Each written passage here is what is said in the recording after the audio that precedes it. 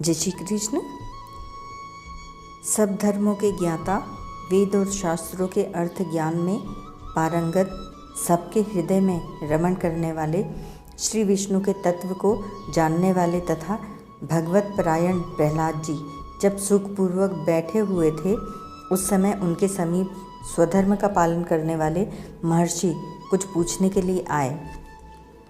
महर्षियों ने कहा, प्रहलाद जी, आप कोई ऐसा साधन बताइए जिससे ज्ञान, ध्यान और इंद्रिय निग्रह के बिना ही अनायास भगवान विष्णु का परम पद प्राप्त हो जाता है। उनके ऐसा कहने पर संपूर्ण लोगों के हित के लिए उद्यत रहने वाले विष्णु भक्त महाभाग प्रहलाद जी ने संक्षेप में इस प्रकार कहा, महर्षियों, जो 18 पुराणों का सार से भी सारतर तत्व है, जिसे कार्तिकेय जी के पूछने पर भगवान शंकर ने उन्हें बताया था, उसका वर्णन करता हूँ, सुनिए। महादेव जी कार्तिकेय से बोले, जो कली में एकादशी की रात में जागरण करते समय वैष्णव शास्त्र का पाठ करता है, उसके कोटि जन्मों के किए हुए 4 प्रकार के पाप नष्ट हो जाते हैं। जो एकादशी के दिन वैष्णव शास्त्र का उपदेश करता है, उसे मेरा भक्त जानना चाहिए, जिसे एकादशी के जागरण में निद्रा नहीं आती, तथा जो उत्साहपूर्वक, जिसे एकादशी के जागरण में निद्रा नहीं आती, नाचता और गाता है, वह मेरा विशेष भक्त है। मैं उसे उत्तम ज्ञान देता हूँ और भगवान विष्णु मोक्ष प्रदान करते हैं। अतः मेरे भक्त को विशेष रूप से जागरण करना चाहिए। जो भगवान विष्णु से वैर करते हैं, उन्हें पाखंडी जानना चाहिए। जो एकादशी को जागरण करते और गाते हैं, उन्हें आधे निमेष में अग्निष्टोम तथा अतिरात्र यज्ञ के समान फल प्राप्त होता है।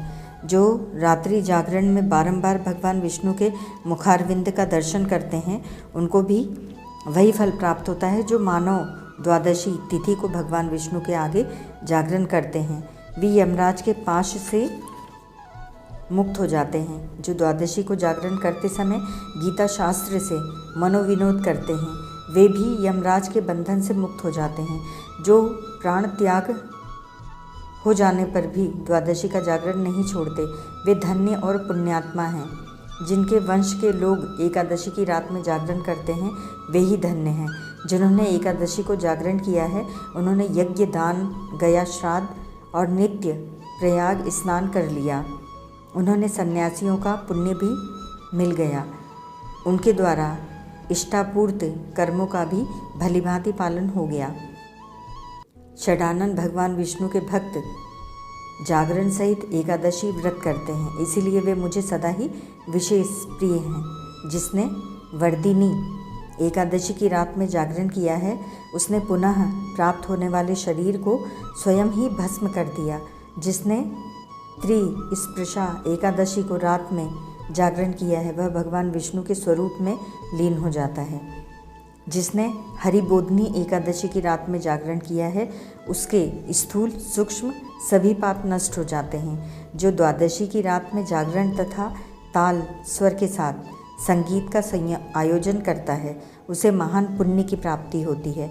जो एकादशी के दिन ऋषियों द्वारा बनाए हुए दिव्य स्तोत्रों से, ऋग्वेद, यजुर्वेद तथा सामवेद के वैष्णव मंत्रों से, संस्कृत और प्राकृत के अन्य स्त्रोतों से वह गीत, वाद्य आदि के द्वारा भगवान विष्णु को संतुष्ट करता है, उसे भगवान विष्णु की परमानंद प्रदान करते हैं। यह पुनः पठते रात्रो गातम नाम सहस्रकम द्वादश्यां पुस्तो विष्णु वैष्णवानम समाप्तः स गच्छेत् परम स्थान यत्र नारायणः त्वयम्।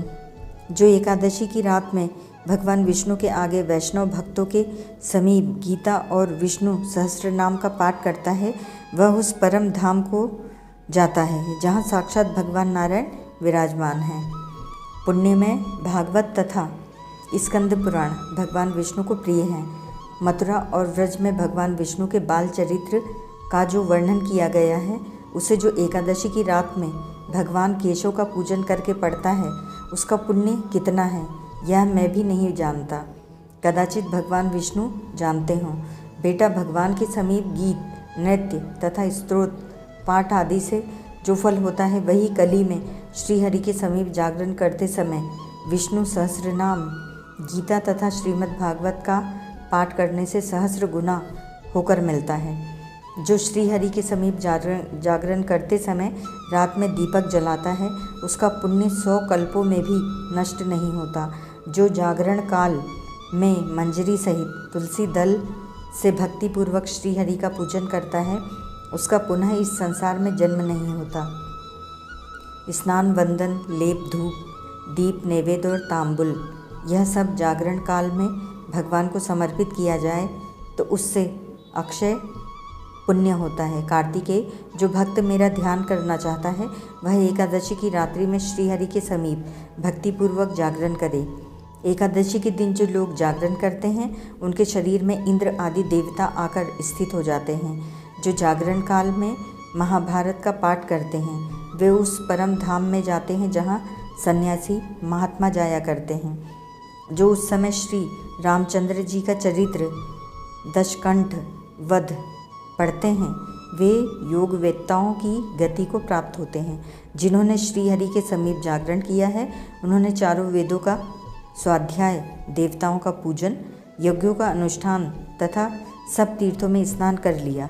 श्रीहरि से बढ़कर कोई देवता नहीं है और एकादशी व्रत के समान दूसरा कोई व्रत नहीं है।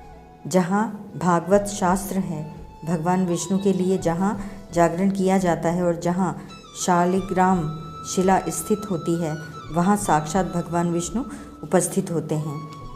ओम तत्सत।